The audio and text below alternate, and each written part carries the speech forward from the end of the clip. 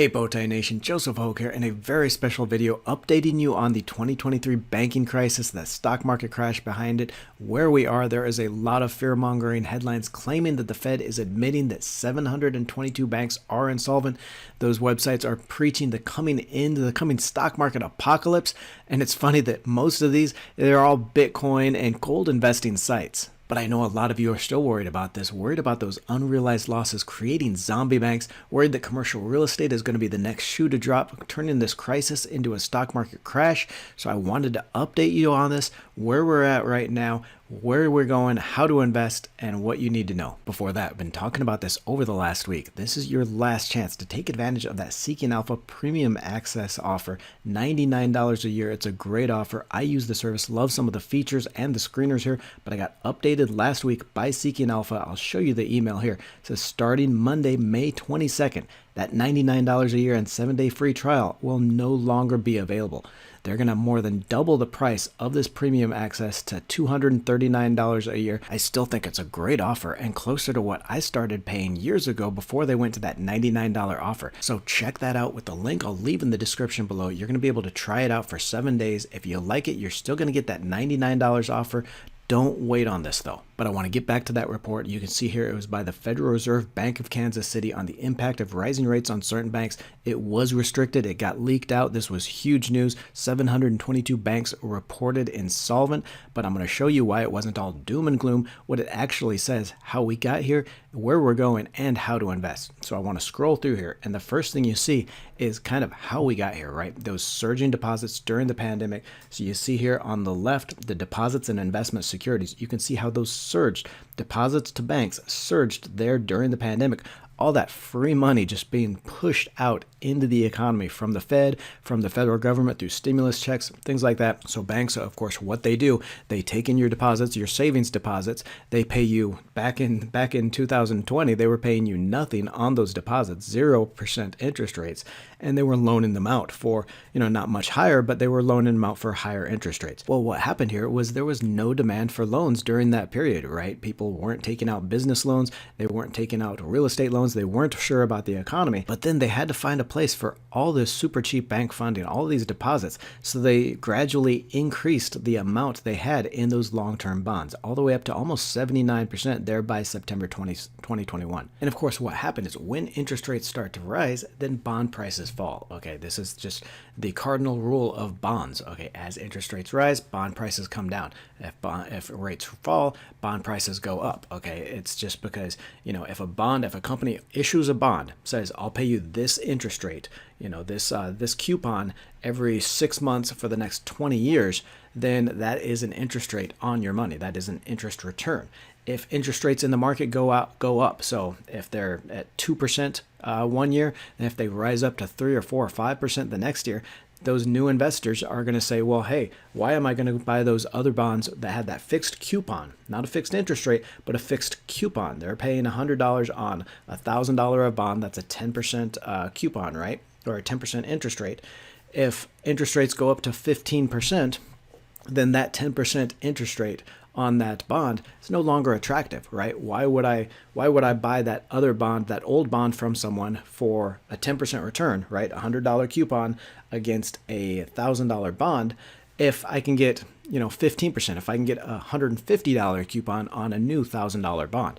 Okay, it just doesn't make sense. So what happens is the people holding these old bonds, they have to lower the price on those bonds to make those more attractive. Okay, they have to lower those price. Say if that $1,000 bond lowered to $500, now that $100 coupon that it's still paying out, that is now 20% interest rate. So it looks much more attractive, compared to the rates that they are right now. So that's what happened.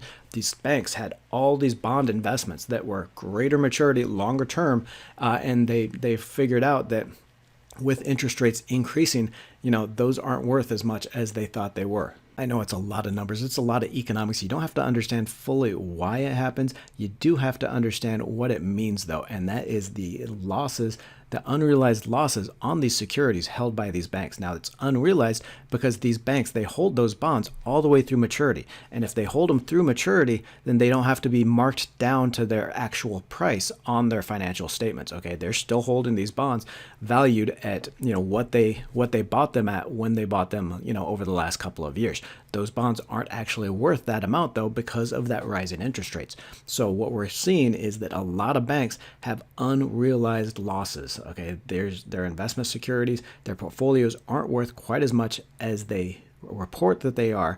They know how much they're worth, but they're not reporting how much they're actually worth. Okay, and that's causing a lot of fears that if they had to sell these all of a sudden instead of holding them into maturity, they wouldn't get enough money out of those investment securities, out of those bonds, to then pay back deposits if they had to pay back deposits quickly. You can see here the percent of Tier 1 capital, so the percent of their core capital for banks here, of the banks studied by the Federal Reserve Bank of Kansas City, they've lost more than 30% of their capital there to these bond losses. If they had to sell those in an instant to pay back their depositors, they would be 30% underwater on these. Here on page 6 is where we get that headline. The headline that is spooking the markets: 722 banks reporting unrealized losses exceeding 50% of their capital. So on average, it was about 32% loss on unrealized losses.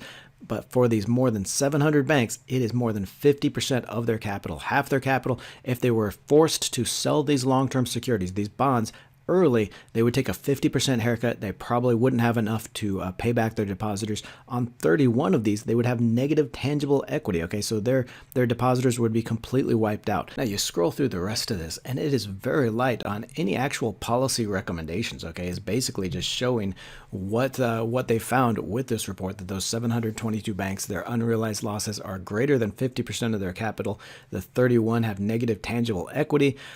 It's really light on what the Fed should actually do. In fact, this is the perfect report for short sellers and those fear mongers out there, because it only gives you the worst. It only gives you that big headline and nothing else. It only spooks the market with that 722 banks insolvent and does nothing else to show you actually where we are and why it might not be quite as bad as believed. As if that were not enough, now we have to worry about commercial real estate as well. A lot of people saying that commercial real estate, the loans associated with that held by these banks, are going to be the next shoe to drop, going to cause this banking crisis to turn into a full-blown stock market crash. Because what you need to understand here is banks hold 54% of commercial real estate loans, with small banks, a lot of those regional lenders, making up a big portion of that, making up 70% of that loan. The U.S. commercial real estate loans of $3.1 trillion. According to Goldman Sachs, nearly a quarter of that in office mortgages have to be refinanced this year. Okay, so a lot of those office properties, the office buildings that are only half full right now, we have vacancy rates of 20 and 30% in office properties across the United States. They are unprofitable on a net income basis. So a lot of those loan holders, a lot of the commercial property owners are just letting those default back to the banks. So the worry is these banks, faced with those defaulted loans, it's going to further deteriorate their balance sheet and pushing them further into insolvency. And Goldman does estimate that a credit squeeze from commercial real estate equal to about a 0.5% drop in the economy, probably push us further into a recession. The problem is we're only being shown all the worst headlines, okay, in that report, the 722 banks insolvent from commercial real estate space, or we're only talking about the office side of the market. All of the most negative reports, most negative headlines that they can find, that's what they're showing investors. And of course, it's causing that fear and causing that uncertainty in the market. So I want to talk about where we are really, how bad the situation really is, how to protect yourself, and how to invest. First off, despite that weakness in office, the rest of commercial real estate is actually surprisingly strong. You got retail property vacancies here. You can see shopping centers, probably the worst space next to office. The vacancy rate actually went down from last year, from 6.2% last year, vacancy rate of just 5.6% this year. Industrial and logistics, 3.6%. So the rest of the commercial real estate space doing very well on those vacancy rates. Equity values have taken a hit because real estate is extremely leveraged. So anytime interest rates go up, the cost of holding and cost of owning that property is going to go up. So those REITs, those real estate investment trusts, the overall property values have come down, but leasing has held up. And that's opened up an opportunity for redevelopment of a lot of this office space. Actually, what they're finding is redeveloping those office space into multi-use, into retail, into logistics, into even apartment buildings. Beyond that, even with that wave of refinancing demand going on this year for that commercial real estate space, Moody's Analytics Director of Commercial Real Estate Analysis, Kevin Fagan, estimates that 75% of commercial real estate debt right now generates enough income to pass those bank refinancing standards without any major changes. So banks are going to be able to refinance those loans, going to be able to push that down the road until those interest rates come down, property values will come up, so they won't have to take those write-downs because they'll just refinance the loans and hold those on their books. And despite that importance of regional banks in commercial real estate, it's actually just still a very small portion of its total assets. Okay, for example, PNC Financial has just $36 billion in commercial real estate mortgages against $557 billion in total assets. So a very small part of that, just $9 billion of that is in office space. So even though these regional banks are very important to the commercial real estate market, even a crisis in commercial real estate wouldn't necessarily mean a crisis in banking. As for the banking crisis and the fears of the bank insolvency from what we saw from that report, the FDIC has backstopped all depositors, so no depositors have lost money in any of the failed banks. That has helped to slow deposit flight. Nobody has lost money here except investors, and believe me, I feel you on that stop. But if we look here at a chart of uninsured deposits, so the percentage of depositors uninsured at each of these banks, great chart here, you can really see where the problem was in the banking system and how that is being cleared out and really where we're at. Okay, you see the two first failed banks, SVB, Silicon Valley Bank, Signature Bank, had up to 90% or more of their depositors that were not insured.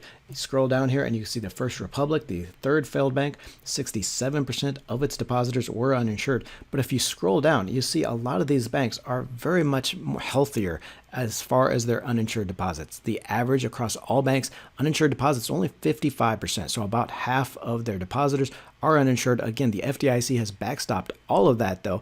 There's obvious weakness here, obvious strength across the chart. You see here some of these, Citizens Bank, less than half. You see Huntington Bank, Bank of America, less than half of their depositors uninsured. Of course, the big stress in the banking system is with those unrealized losses. Okay, we saw with that report, 722 banks have unrealized losses greater than 50% of their capital. On average, across the banking system is 32%. But you have to understand, these unrealized losses are marked that way for a reason. A great analogy here is if you bought a stock in the past, it's since gone down in price, you have an unrealized loss in that stock, right? In your portfolio, you're showing a loss for that stock, but it's not really a loss unless you sell it or until you sell it, right? And you have no reason to sell it right now. Even better for these banks, all of these bonds are very safe long-term bonds, mostly in treasuries that will pay the face value, that will have a guaranteed return if they hold them until maturity. Okay, over the next few years, those bonds are going to mature. They're going to pay back all that face value, a guaranteed return. And the banks are not forced to sell these. The banks have no reason to sell these bonds unless they have a run on those deposits, like they had with Silicon Valley Bank, like they had with Signature Bank. But as the stress and as the fear comes out of the banking system, there's going to be less reason to withdraw those deposits in mass. There is going to be, the FDIC has backstopped all depositors, so there's really no reason to have a run on deposits, no reason to sell those bonds, and no reason to take those unrealized losses. Okay, worst comes to worst, the Fed has got us into this mess with that fastest interest rate increase in 40 years, raising rates from pretty much zero all the way up to 5.25%. And the Fed has a lot of room to cut. Once the Fed starts cutting those interest rates, you're going to see the value of those bond portfolios held by banks just rush up higher. You're going to see those unrealized losses disappear, and you're going to see the bond stocks rise very quickly. So what does all this mean? How do you invest? I want to cover a few short points here, show you how I'm investing, how you might actually be able to take the advantage of this for higher returns in the future. First off, short sellers are attacking even the strongest banks. You look here in statistics tab, I've got here for Republic First Bancorp, ticker FRBK, a stock that I've invested in. You look down here and you see the short percentage of the float as high as 19% for this stock. So 1 in 5 shares of this stock borrowed to sold short. This stock has jumped from 62 cents a share just over the last couple of weeks. The short sellers attacked it, drove it down to 62 cents a share. It has now jumped more than 70% back up to $1.10 per share. So a lot of the shorts being squeezed out of these bank stocks as the fear, as the uncertainty comes out of the banking system. It's a very good opportunity. There's still a very high short interest in a lot of these stocks and a lot of value locked up in these stocks. I warned a couple of weeks ago on that sell in May phenomenon. That May through October period just is weak for the stock market. Why that is, the market is down over that period right now, so that's where most of the pain is concentrated, and I think that's where it's going to be concentrated this year as well. Even though we are more than halfway through this bear market. If you look at it, data for bear and bull markets in the past, we are already 16 months into this bear market, which is historically long. Most bear markets last on average 9 months, no more than a year. So into the end of this year, I think you should start seeing stocks look much better after that pain in the summer. The jobs market is still holding up. Consumer spending is still surprisingly strong. That is going to support stocks even as we see the economy weaken, even into a recession that's going to be very minor, very brief. So I think you can take advantage of any sell-offs in stocks to buy the dip and be ready for the rest of the year. So with that outlook, with the potential for sell-offs here through the summer and then a better outlook towards the end of the year, I still want to hedge some of my downside risk and protect this year's gains so far. So I've sold covered calls on a lot of my positions. So a lot of the stocks that I've held, I've sold call options against those. I've collected that premium that lowers my downside risk. For example, if you look at Amazon.com here, a stock I own, it's up 30% so far this year. I want to hedge some of my risk against a summer sell-off in this stock. So I go to options here, and here we can see all the expiration dates for the options. I'm going to use January 2024 just because I don't want to have to mess with it every single month. I want to get a good premium on my shares, reduce my risk, and not have to worry about it until January of next year. So I'm going to scroll down here and I'm going to pick a strike price that is about 10% higher than the current price. So if I go 1.1 or 10% times $110 where Amazon is trading right now, I get a strike price of around $120. So that would give us $120 strike price. If I go here, I would get about a $9.75 premium for selling the option to someone to buy those for $120 from me. Now I go to in-depth into that covered call option strategy, one of my favorite option strategies in a video I'll link in the description below. Check that out. But basically what this does, it gives me a 9% risk reduction in my shares of Amazon. Okay, I collect that almost $10 per share. That lowers my risk because I collect that cash, about 10% of the current stock price, but I still get to participate in that. I keep those shares and I still get to participate in that up to $120. If it reaches $120 or more by January, that other investor is going to use those options, buy that stock back for me for $120, and I'm going to sell out of my position. But I will have collected that $10 cash on that. I will have locked in whatever return I have up to that $110, and I'll still participate in that from that $110 up to $120. If the stock does sell off through the summer, like I expect it will, like I expect a lot of stocks will, then I will have collected that $10 cash premium. I'll have protected my downside somewhat, and I'll still keep the shares for the future, for future growth. Now, taking advantage of the sell-off in bank stocks and the idea that we will not see a major banking collapse, there are some excellent long-term opportunities in these banks, though that pain could persist for about a month or two before the FDIC and the Fed just get off their asses and calm this market. But one example here is the SPDR S&P Regional Banking ETF. This fund holds 143 regional banks, so the entire regional bank market here in the U.S., about a $5.7 billion market cap average for these. So these are fairly small banks, just a 5 or 6 billion market cap for each, trades at 0.8 times book value with shares down 40%. It's going to take a while to get there. I would expect this to run back to $50 within a year, though. As the stress comes out of the banking system, that would be a 38% return on top of this 3.5% dividend yield. A little bit safer play here would be the SPDR S&P Bank ETF. Now, this is the ticker KBE. This is 94 banks, but much larger banks, okay? Whereas we saw with the KRE, $6 billion market cap average for these 94 banks in the KBE, they have an average weighted average market cap cap of $24 billion.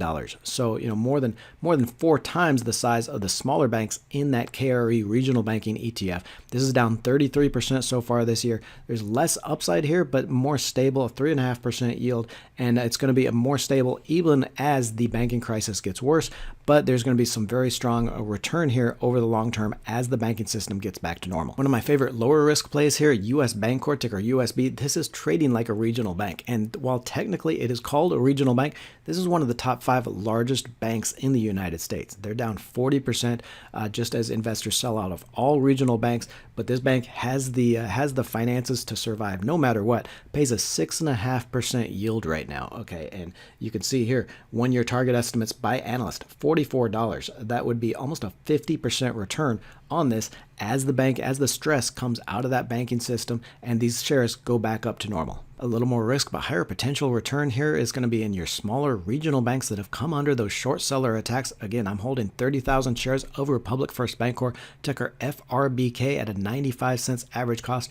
This one got hit first in just a name mix-up with First Republic. Okay, that FRC, that bank that did eventually sell. A lot of investors rushed in to sell these. A lot of short sellers attacked it just on the mix-up in names between First Republic and First Bancorp.